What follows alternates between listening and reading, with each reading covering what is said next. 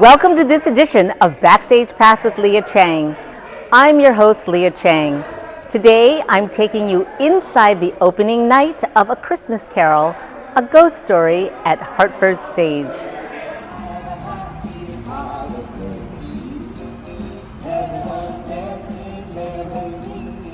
At the opening, A Christmas Carol at Hartford Stage!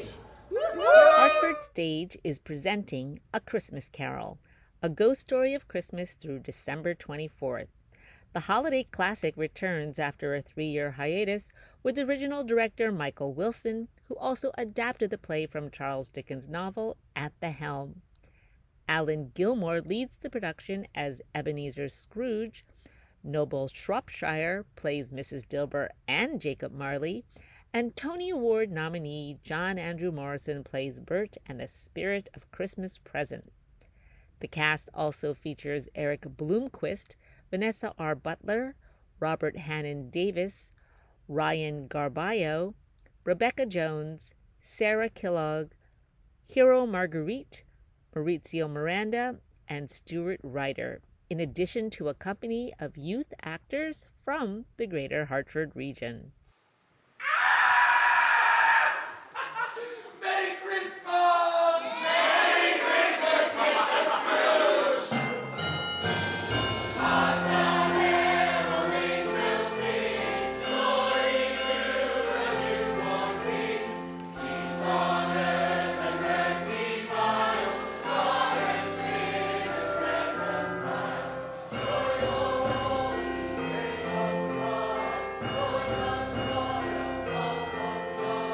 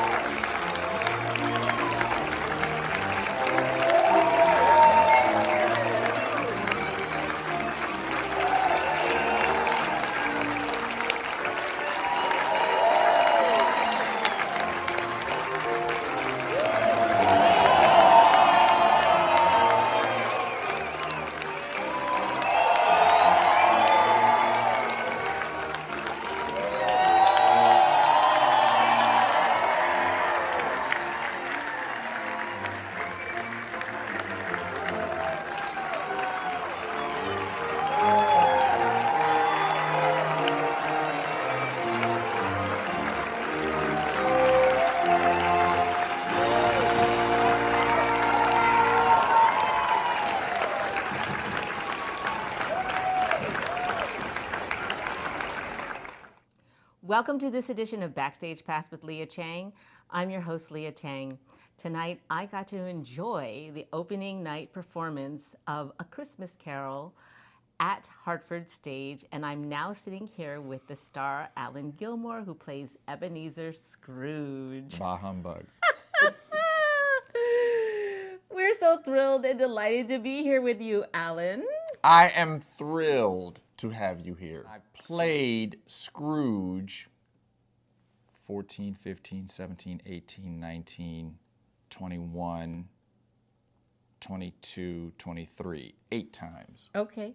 And how different is your Scrooge in this production at Hartford Stage from the other Scrooges that you've played? I feel like it's very different, actually, Leah, because in the other productions where I was Scrooge, I was either playing the the alternate Scrooge, what I call Black Scrooge, which was not the main Scrooge, but I had my own shows that had been regularly scheduled. Right. And in the other show where I played Scrooge that was not A Christmas Carol, it was a mashup of Christmas Carol and Sherlock Holmes. It was sort of a supporting role that didn't really show the whole breadth of Scrooge. He was sort of the good ghost to Sherlock Holmes's sort of mean, curmudgeonly character. Right. But this one is very different because I'm now in the I'm now in the catbird seat, sort of. Working with Michael Wilson on this, and he has had so many incredible insights for me into this role that I never had thought of, I had never heard of before. And I don't mean to diminish the shows that I've done of A Christmas Carol in other places before. I don't mean to do that at all. But this is just a deeper dive for me into the marrow, if you will, of Ed. I started to call him Eb. He's an old buddy by now, so, Wow. a deeper dive into Eb. It's been really fascinating. And how has it been working at Hartford Stage? Fabulous. Everybody, you need to come here. If you get a chance, jump at it. It's been wonderful. The people are wonderful. I think that sometimes theaters think that it's all about the work and the show, and that is a lot of it. But it's also about how you're treated, your accommodations, how you are cared for in terms of how you get to the theater, the ease that the theater affords you of travel to and from, Right. and how they just accommodate you when you are working here, how easy they make it for you to just focus on the work and not have to I've got this situation with my living, or I've got this situation with my travel, or I've got a situation with anything. There was a situation with my hair because I have locks now. And they made all of that so easy, and they accommodated it all, seamlessly, effortlessly. Be sure, Uncle! Nephew! You keep Christmas in your way and let me keep it in mine. Keep it! But you don't keep it! Let me leave it alone then! Much good may it do you, much good has it ever done you. I have always thought of Christmas time when it has come around as a good time. A kind, forgiving, charitable, pleasant time. The only time I know of in the long calendar of the year when men and women seem by one consent to open their shut-up hearts freely and to think of people below them as if they really were fellow passengers to the grave and not another race of creature bound on some other journey. And therefore, Uncle, though it has never put a scrap of gold or silver in my pocket, I believe that it has done me good and will do me good, and I say, God bless it! Hear, hear! Let me hear another sound from you, and you'll find yourself keeping your Christmas by losing your situation. You're quite a powerful speaker, sir. I wonder you don't go into Parliament. Don't be angry, Uncle. Come, dine with my wife and me tomorrow. No. And you... But why? Why? Why? Why did you get married? And I am really just trying to tell this character's story because I do think it's a beautiful story. This is a bucket list role for me. So, I want to be very faithful to the character and to the story and to the journey. Now, you've just also played Sherlock Holmes, Yeah, right? yeah. Can you tell me about that experience? It was fabulous. It was. First of all, where were you? I was at Peninsula Players in Wisconsin, Fish Creek, Wisconsin. A beautiful, beautiful place to do theater, and a beautiful place just to hang out for a summer. It happens to be a beautiful area of Wisconsin on the peninsula. And it's an outdoor theater, right? But with coverings? That's right. It's actually an indoor-outdoor It's an theater. indoor-outdoor theater. Okay. Yeah, they can actually make it outdoor or indoor. So the theater always has a covering. You're always sitting underneath a roof. But when the weather is great, which is in Wisconsin, the summertime, it's usually pretty good. Doesn't get like steamy hot. They will open up the sides of the theater, the side walls of the theater open up sort of like a window, big windows. And so you'll be able to have the cross breeze of the outdoors, while you're sitting in the theater watching the show.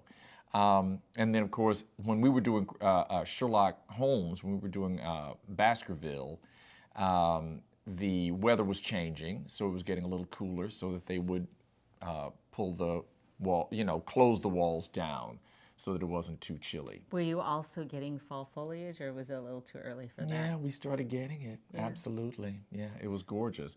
But playing Sherlock Holmes was also a bucket list role. It was wonderful. Oh, it was wonderful. Had a great time. So something else that is very exciting about this production is that it reunites you with John Andrew Morrison, Jam, from the, I think Malvolio got 10 Adelco nominations. Yeah. You got a nomination. Your mother, Marjorie Johnson, got a nomination. Brava, Mom. Morrison got a nomination. Yeah. And your love interest, Kineta got a. So, what has it been like for you to play again with Jam on stage? So much fun. Well, Yes, this. I do. I wanted to be in this show, in Christmas Carol, because Jam was in the show.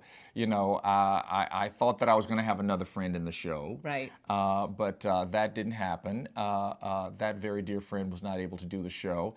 And so I was very fortunate to get in the show anyway, and be reunited once again with John Andrew Morrison, a Tony nominee for A Strange Loop. And making an entrance only that Jam can make. Unbelievable. I tell him that he doesn't do a show unless he gets this fabulous entrance.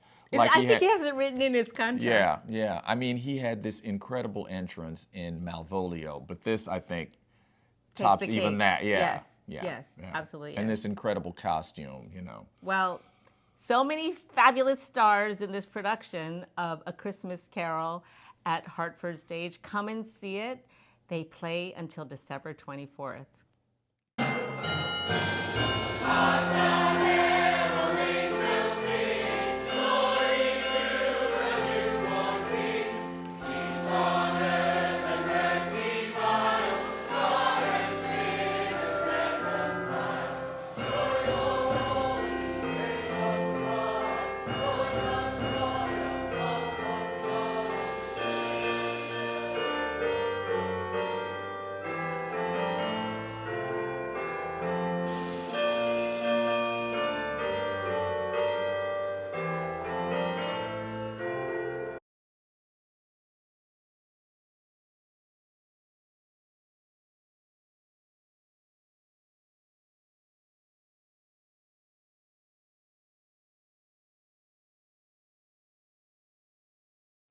Thank you so much for joining me for this edition of Backstage Pass with Leah Chang. Until next time. Bah humbug.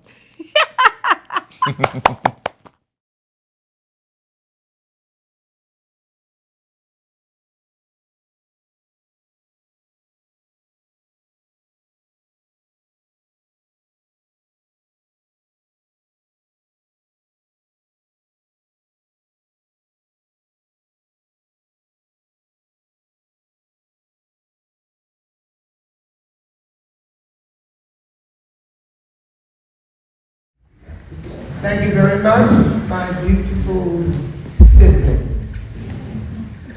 Whenever I speak publicly, it's important for me to say to everyone who is aware, but particularly to those who are not aware, that we are related. We're brothers and sisters all over the world. Now, my compliments to the chef. The butternut squash soup was mother's milk. Johannes, thank you for soothing the heart of the savage beast.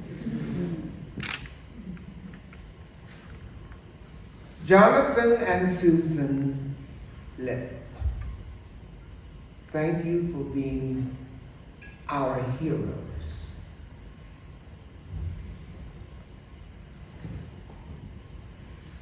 I only discovered this tonight. Dia majored in English. We already know she's a great poet. Azura majored in English. We already know she's a great playwright. André majored in English. And we already know I am everything. I bring this up because doesn't it make you wonder why artists don't study art or drama or acting? We study English. Why? Because first and foremost, we want to be understood. We want to master the language of our would-be oppressors and say to them, not only do I understand what you're saying, I understand what you're not saying. I'm going to leave that alone. But Susan was surprised when I said to her I studied English. And then as the other two great artists revealed what they studied, I turned to Susan and went, there's a reason for that. It isn't enough to be an artist in the 21st century anyway. It's a coin. You know, the god of the arts is Janus. He has two faces, right? One is comedy, one is tragedy. The comedy side is the easier of the two. It's the tragedy that we have to deal with now for many reasons. I don't have to explain that to you today.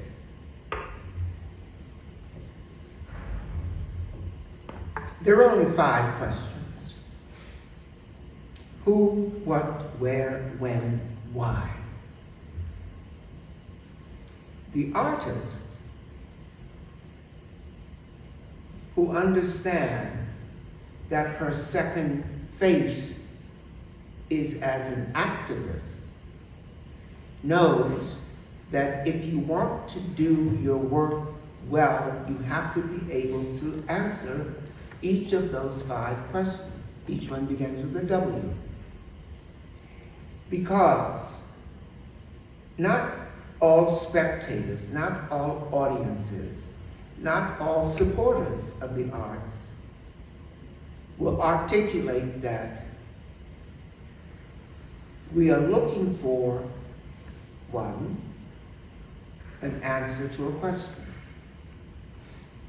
2, the solution to a problem. 3, the resolution to a crisis. 4, the lifting of a burden. And 5, the breaking of a yoke. And I don't mean an egg. I mean the albatross that hangs around each one of our necks. 5 questions, 5 possible answers.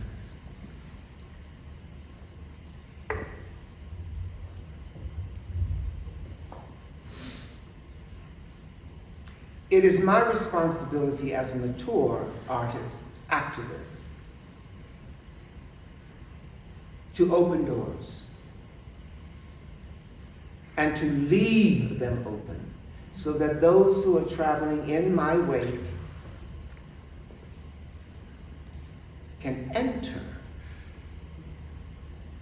That's the hardest part, the access. But as James Brown said, the Godfather of Soul, I don't need nobody to give me nothing. Open up the door, I'll get it myself.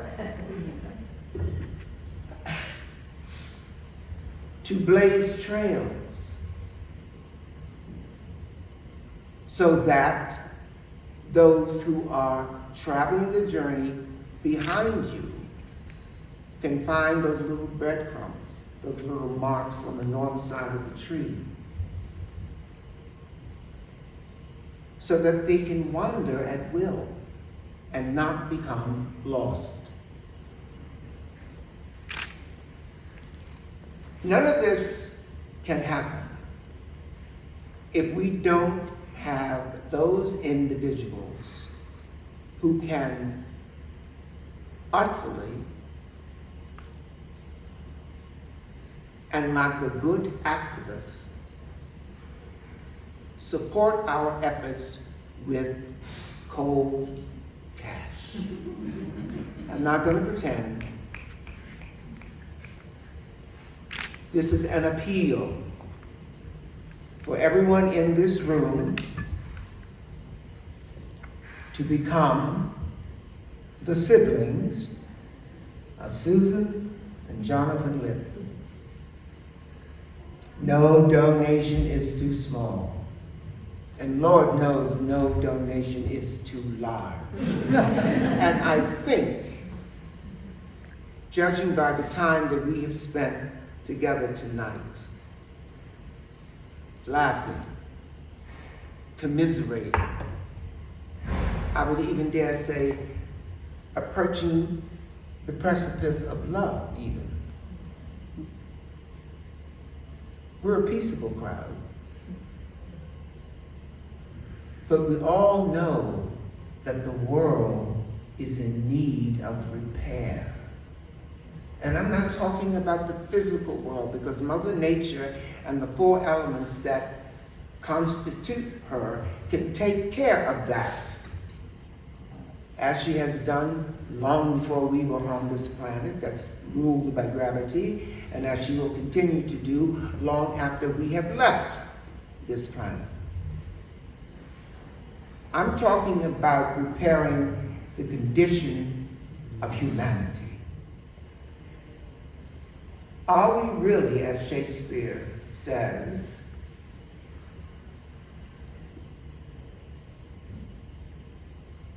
the paramount of animals?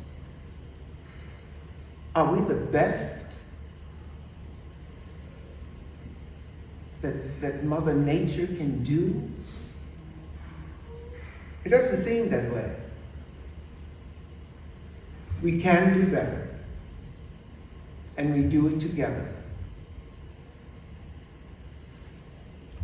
You give what you can, you take what you need. It's all about access. And in these United Plantations of America, access is capital. I think these two young artists and myself have indicated to you that we know what to do with capital. So if you can help, please do. And if you know others who might consider helping, please indoctrinate them.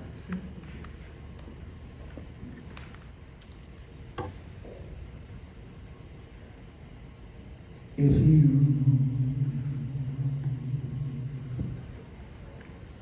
believe within your heart, you know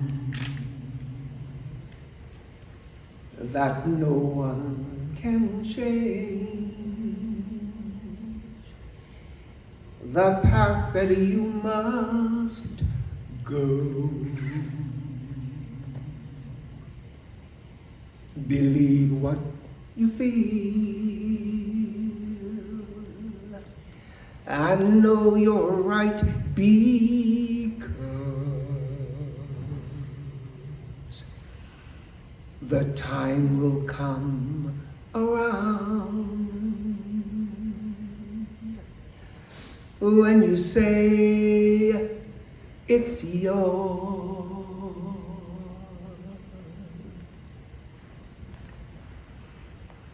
Believe there's a reason to be. Believe you can make time stand still and know from the moment you try, if you believe,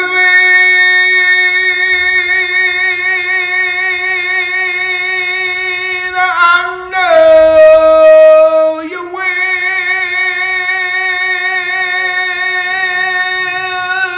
will. Believe in yourself right from the start. Believe in the magic inside your heart. Believe all these things not because I told you to,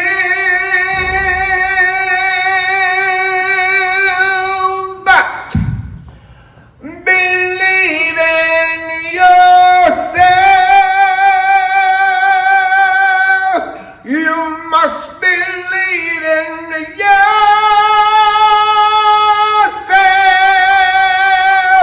Please believe in yourself as I believe in.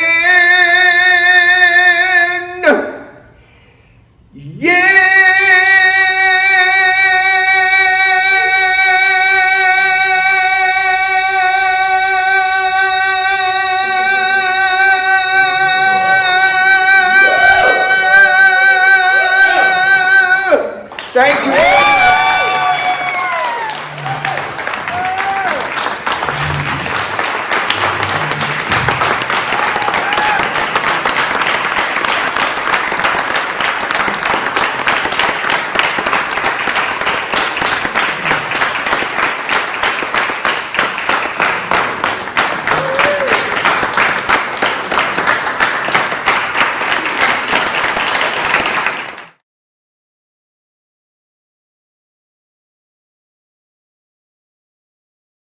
Thank you for joining me for this edition of Backstage Pass with Leah Chang. Until next time.